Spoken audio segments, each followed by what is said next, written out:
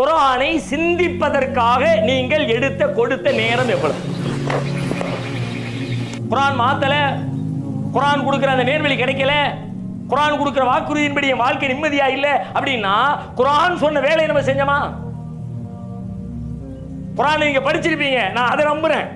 குர்ஆன் ஓதிருப்பீங்க, அதையும் நான் நம்புறேன். எத்தனை பேர் குர்ஆனை சிந்திச்சீங்க?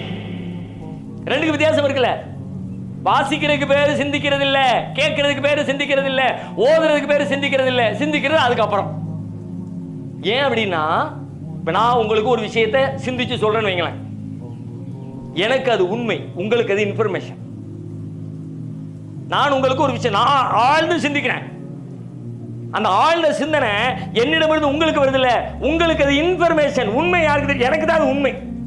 ஏன்னா நான் தான் அதை ஃபீல் பண்றேன், நான் தான் உணர்றேன். எனக்குள்ள அப்படியே ஒரு பயங்கர சேஞ்ச் ஆகி செய்தியை கொண்டு வந்து தர்றேன். நீங்க அதை வாங்கின உடனே சேஞ்ச் ஆகவே மாட்டீங்க.